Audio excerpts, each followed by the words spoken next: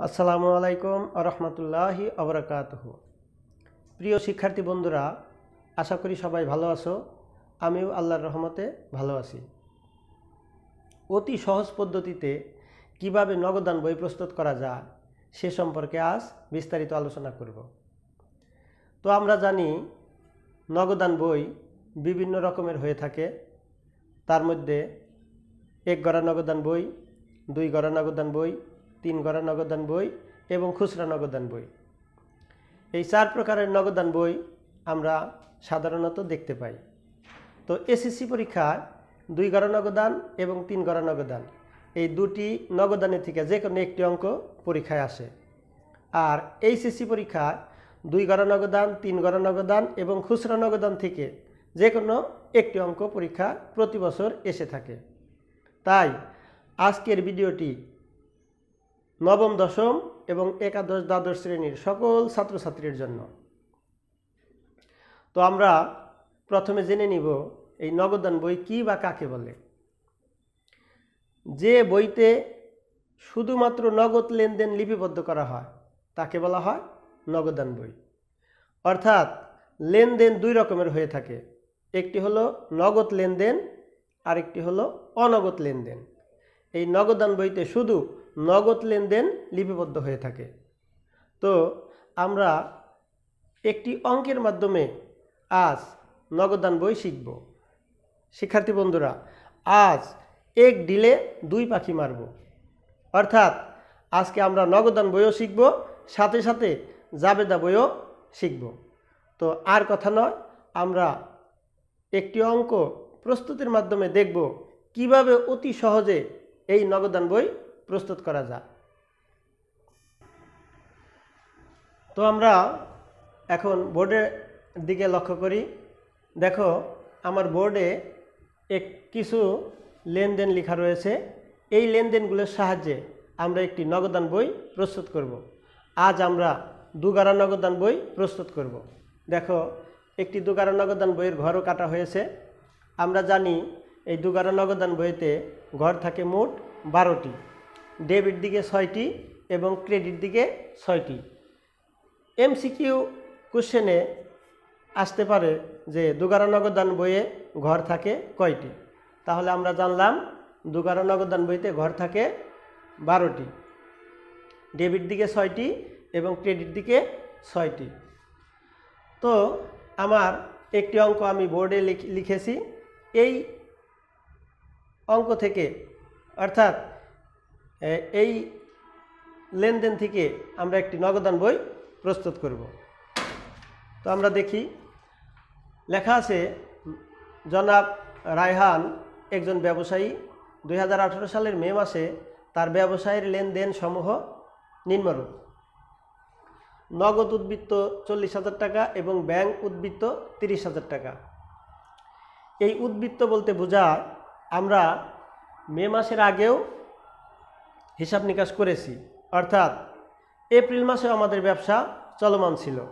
তো এপ্রিল মাসে ব্যবসা করার পর আমাদের নগদ আছে 40,000 টাকা এবং ব্যাংকে জমা আছে 30,000 টাকা। এইগুলোকে বলা হয় উদ্বৃত্ত, ইংরেজিতে ব্যালেন্স। তো চলে যাই 2018 সাল মে মাসের 1 তারিখ।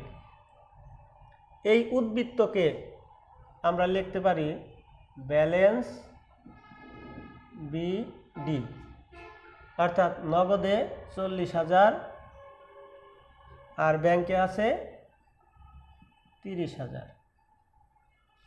তো চলে যাই দ্বিতীয় লেনদেন, অর্থাৎ মে মাসের 3 তারিখে নগদে ক্রয় 10,000 টাকা। তো শিক্ষার্থী বন্ধুরা, আমরা বলেছিলাম যে এক ডিলে 2 পাখি মারব। প্রথমে আমি প্রত্যেকটা লেনদেনের জাবেদা করব, এরপর জাবেদা থেকে কিভাবে এই নগদানে উপস্থাপন করব এখন তোমাদের দেখাবো। তো 3 তারিখে আছে নগদে ক্রয়। এখানে 2টি হিসাব জড়িত, একটি হিসাব ক্রয় হিসাব, আরেকটি হিসাব নগদান হিসাব। তো আমরা জানি ক্রয় হলো একটি ব্যয়। ক্রয় কি? একটি ব্যয়। তাই ক্রয় হিসাব ডেবিট। আমরা জানি ব্যয় হলে ডেবিট হয়, আর ক্রয়ের কারণে নগদ টাকা চলে গিয়েছে, তাই নগদান হিসাব ক্রেডিট হয়। এই নগদান হিসাব ক্রেডিট 10,000 টাকা 10,000 টাকা। তো শিক্ষার্থী বন্ধুরা, আমরা প্রত্যেকটা জাবেদা করার সময় দেখব নগদ এবং ব্যাংক আছে কিনা। আরেকটি জিনিস জানা দরকার যে এই নগদান বইয়ের ডেবিট দিকে সকল নগদ প্রাপ্তি বসবে এবং ক্রেডিট দিকে সকল নগদ প্রদান বসবে। নগদ প্রাপ্তি বলতে নগদ টাকা এবং নগদে চেক, আর নগদ প্রদান বলতে নগদ টাকা এবং চেক। অর্থাৎ নগদ টাকা পেলে এবং চেক পেলে ডেবিট দিকে বসবে, আর নগদ টাকা প্রদান করা হলে অথবা চেক প্রদান করা হলে ক্রেডিট দিকে বসবে। তো আমরা জাবেদাটি করে ফেলেছি, ক্রয় হিসাব ডেবিট, নগদান হিসাব ক্রেডিট। তো আমরা সবসময় খুঁজব নগদ আর ব্যাংক, নগদ আর ব্যাংক। আর জাবেদা করে যদি কোনো লেনদেনে নগদ এবং ব্যাংক শব্দটি না আসে, ওই লেনদেনটা নগদান বইতে বসবে না, অর্থাৎ সেটাই হবে অনগদ লেনদেন, আর অনগদ লেনদেন নগদান বইতে অন্তর্ভুক্ত হয় না। তো ক্রয় হিসাব ডেবিট, নগদান হিসাব ক্রেডিট। নগদান হিসাব আছে ক্রেডিট, অর্থাৎ ক্রেডিট দিকে বসবে বিপরীত হিসাব নামে, ক্রেডিট দিকে বসবে বিপরীত হিসাব নামে। অর্থাৎ 2018 মে মাসের 1 তারিখ বিপরীত হিসাবের নাম ক্রয় হিসাব। নগদের ঘরে বসবে এই 10,000 টাকা।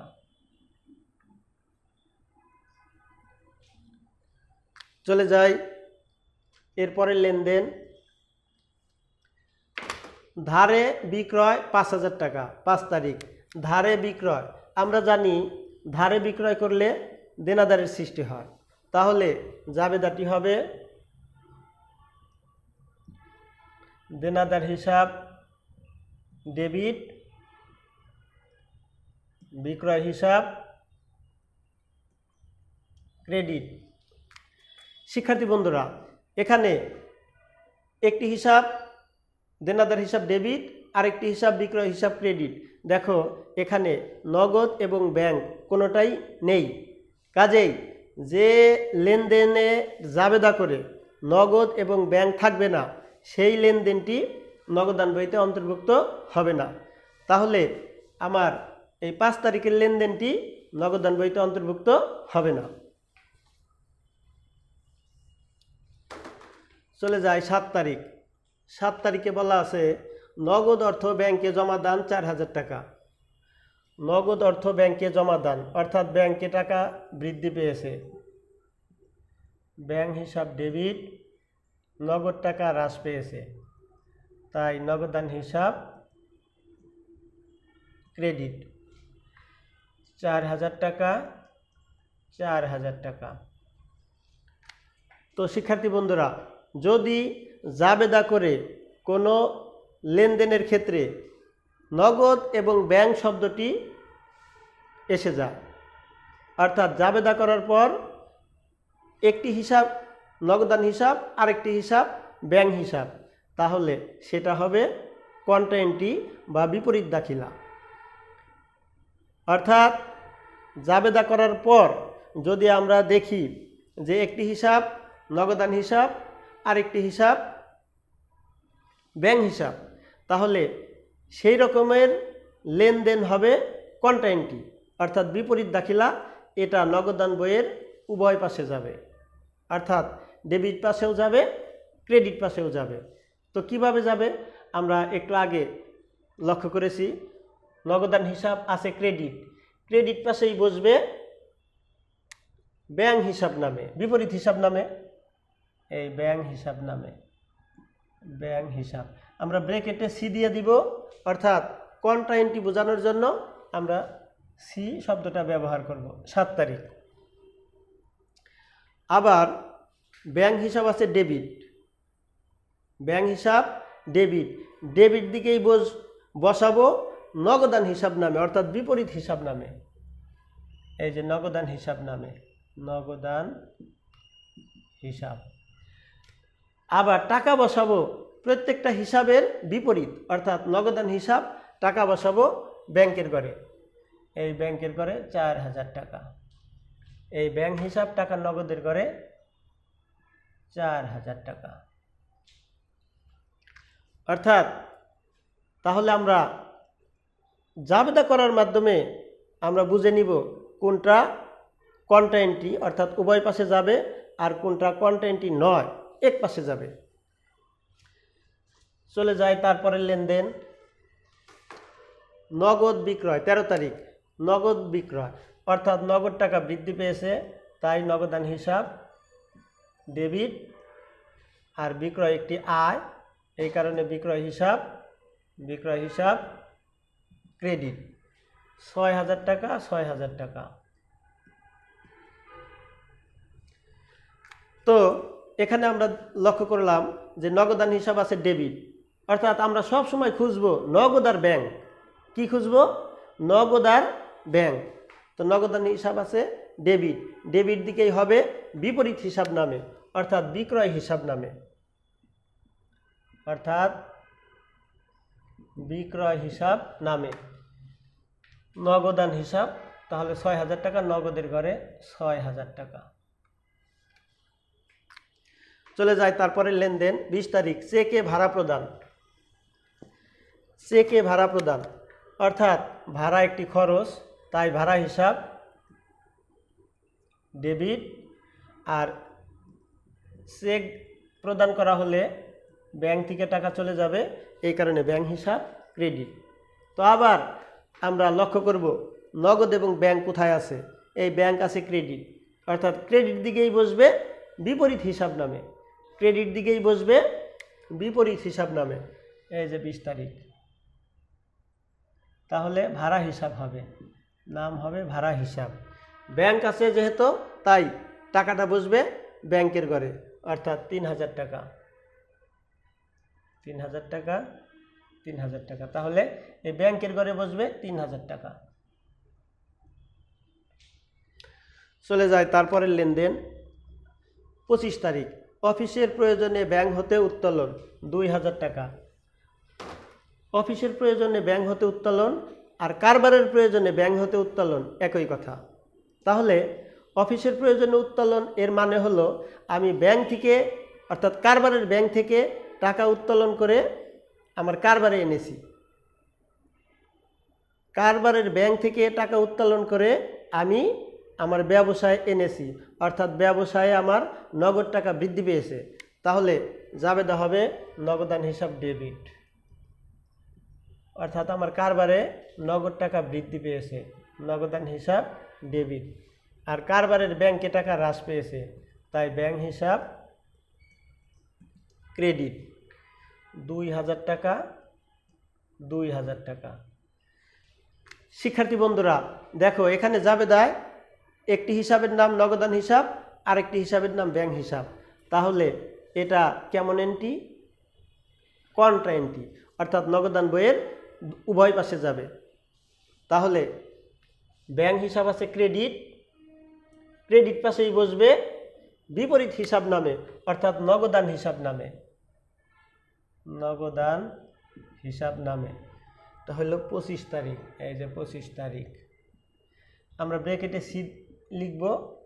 আবার নগদান হিসাব আছে ডেবিট, নগদান হিসাব আছে ডেবিট, অর্থাৎ ডেবিট দিকেই বসবে ব্যাংক হিসাব নামে, এই যে ব্যাংক হিসাব নামে, ব্যাংক হিসাব আমরা ব্র্যাকেটে সি দিব। তো ব্যাংক হিসাব টাকা বসবে নগদের ঘরে, টাকা বসবে নগদের ঘরে, এই 2000 টাকা। আর নগদান হিসাব টাকা বসবে ব্যাংকের ঘরে, এই 2000 টাকা। চলে যাই পরের এন্ট্রি। চেকে পণ্য বিক্রয় 1000 টাকা। তাহলে আমরা বিক্রয় করে চেক পেয়েছি, আর চেক পাওয়ার মানে হইল আমার ব্যাংকে টাকা বৃদ্ধি পেয়েছে, ব্যাংক হিসাব ডেবিট, আর বিক্রয় হিসাব ক্রেডিট। শিক্ষার্থী বন্ধুরা ব্যাংক হিসাব আবার আছে ডেবিট, অর্থাৎ ডেবিট দিকেই বসবে বিক্রয় হিসাব নামে, অর্থাৎ বিপরীত হিসাব নামে। বিপরীত হিসাবের নাম বিক্রয় হিসাব, অর্থাৎ 31 তারিখ, টাকা 1000 টাকা, এই যে 1000 টাকা।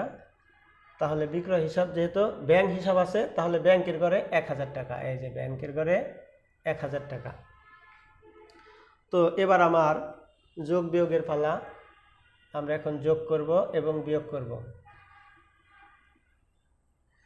40 আর 6 46 আর 2 48,000 টাকা। এই ডেবিট দিকে লিখবো 48,000 টাকা, এই ক্রেডিট দিকেও লিখবো 48,000 টাকা। তো বাদ দিব 14,000 টাকা।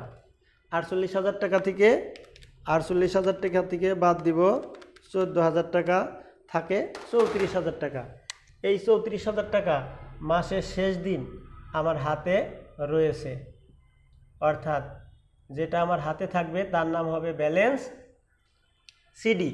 34,000 টাকা, এই 34,000 টাকা। আবার ব্যাংকের ঘর যোগ করব। 30 আর 4 34 আর 1 35, এই 35,000 টাকা লিখব। এরপর এই দিকে লিখব 35,000 টাকা, বাদ দিব 5,000 টাকা। 5,000 টাকা বাদ দিলে থাকে 30,000 টাকা। অর্থাৎ আমার মাসের শেষ দিন নগদ থাকবে 34,000 টাকা এবং ব্যাংকে থাকবে 30,000 টাকা। আর আমরা জানি মাসের শেষে যে টাকা থেকে যায় পরের দিন এই সিডি পরের দিন ব্যালেন্স বিডি হয়ে যায়, অর্থাৎ মের পর জুন, অর্থাৎ জুন মাসের 1 তারিখ হবে ব্যালেন্স বিডি। নগদের ঘরে 34,000 টাকা, ব্যাংকের ঘরে 30,000 টাকা। তো শিক্ষার্থী বন্ধুরা, আমার এই ভিডিওটি যদি না টেনে তোমরা সম্পূর্ণ দেখে থাকো, তাহলে আমার বিশ্বাস, আমার অনেক বেশি পরিমাণে বিশ্বাস যে তোমরা নগদান বই প্রস্তুত করতে পারবে। তো আগামী ভিডিওতে আমি আর একটু এক ধাপ কঠিন একটি নগদান নিয়ে তোমাদের সামনে হাজির হব।